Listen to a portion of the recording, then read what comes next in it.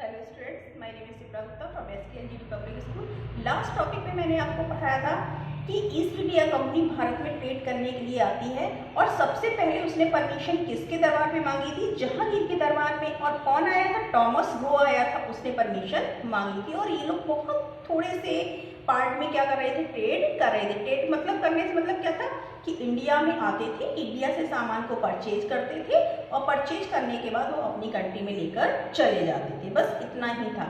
लेकिन धीरे धीरे सिर्फ ब्रिटिशर्स से पहले इंडिया में फ्रेंच लोग थे, पोर्तुगीज थे और डच लोग ऑलरेडी यहाँ से ट्रेड कर रहे थे। जब ये चारों कंपनीज भाई यूरोप से आ रही थी, यूरोप की अलग अलग कंट्रियों से आ रही थी। यूरोप कॉन्टिनेंट है और यूरोप कॉन्टिनेंट की ही कंट्रियाँ हैं।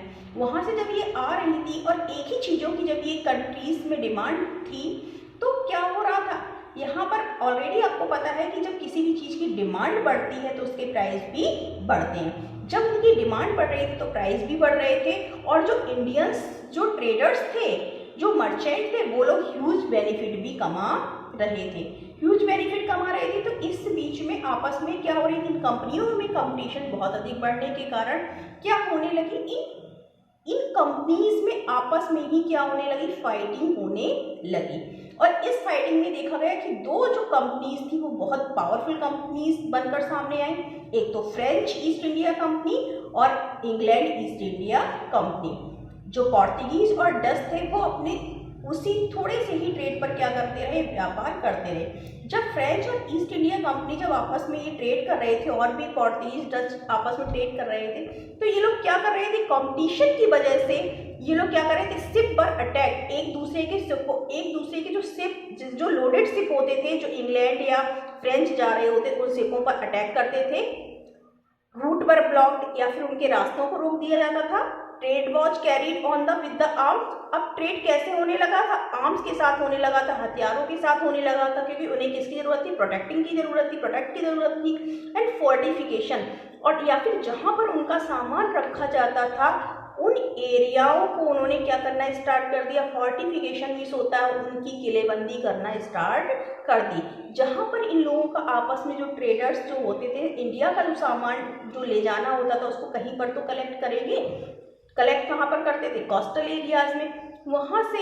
वहाँ पर भी उनके अटैक होना स्टार्ट हो गए। But the fortification created the conflict with the local rulers. लेकिन मान लीजिए कि अगर वो सूरत में व्यापार कर रहे हैं, वहाँ पर उन्होंने अपना सामान इकट्ठा किया एक स्टोर गोडाउन्स में, उस गोडाउन्स को उन्होंने बहुत बड़ा क्या करना स्टार्ट कर दिया? फोर्टिफिकेशन स्टार्ट कर दिया। तो इस कारण से जो लोकल रूलर्स थे वो क्या करने लगे? उसमें आपस में कन्फ्लिक्ट होने लगे कि वो मना कर रहे थे कि नहीं हमारे, आप बताइए कि आपके घर में कोई आया है, ट्रेड करने के लिए आया है कि हमारा सामान रख लो, और धीरे धीरे वो आपके घर में ही कब्जा करने लगे तो आप उसका विरोध करोगे कि नहीं करोगे? सेम ऐसा ही यहाँ पर हो रहा था। जो लोकल रूलर्स थे वो उनका क्या कर रहे थे? उनका विरोध कर रहे थे, कन्फ्लिक्ट, इस कारण से आपस में कन्फ्लिक्ट होने लगे। East India Company begin the trade in Bengal. अब ईस्ट इंडिया कंपनी जो थी वो कहाँ पर व्यापार करना चाह रही थी? बंगाल में व्यापार करना स्टार्ट किया। और एक चीज और, जो फ्रेंच और इंग्लैंड के बीच में जो वॉर हुए हैं वो कौन से वॉर कहलाए? कार्नेटिक वॉर्स कहलाए हैं। फ्रेंच ब्रिटिशर कार्नेटिक वॉर के नाम से फेमस हुए हैं। और ये जो वॉर हुए हैं, 3 वॉर हुए हैं, ये इंडिया में काफ़ी फेमस वॉर हुए हैं।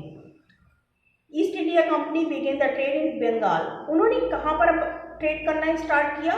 बंगाल में। बंगाल की अगर हम बात करें तो फर्स्ट इंग्लिश फैक्ट्री जो थी वो बंगाल में कब सेटअप की गई थी? 1651 में सेटअप की गई थी। और बैंक ऑफ रिवर हुगली, जो हुगली रिवर है उस पर क्या की गई थी? सेटअप की गई थी। इन 1671 company acquired the zamindari right. धीरे धीरे कंपनी ने क्या भी एक्वायर कर लिया? जमींदारी अधिकार भी, राइट ले लिया वहाँ के जो शासक थे उनसे।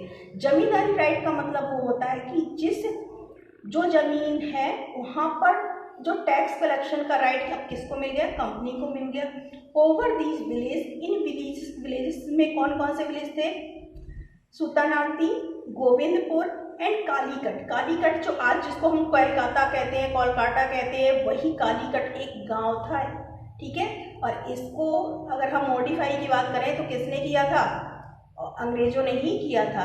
Right to collect tax. इन 3 गांवों से वो क्या कलेक्ट कर सकते हैं? टैक्स कलेक्ट कर सकते हैं। अब आप यहाँ पर देखेंगे कि जब धीरे से उनको क्या किसका राइट दे दिया, वहाँ के शासकों ने ही सबसे पहले तो मिस्टेक करना स्टार्ट किए कि आप कोई विदेश से कोई आदमी आया है, बाहर दूर के देश से आया, उसको टैक्स कलेक्शन का राइट दे रहे हैं। जब उन्होंने टैक्स इंडिया में कलेक्ट किया तो उन्होंने देखा कि सिर्फ 3 गांवों के ही टैक्स से उनको इतना सारा जब पैसा मिल गया है, तो उनके मन में लालच आने लगा कि अगर हम धीरे धीरे अगर इस और भी गांवों का अगर टैक्स कलेक्ट करेंगे तो हमारे पास तो बहुत सारा पैसा हो जाएगा। तो यहीं से क्या होना स्टार्ट हो जाता है, धीरे धीरे कहीं ना कहीं कमियां स्टार्ट होती हैं। ये वाला टॉपिक हमारा यहीं फिनिश होता है।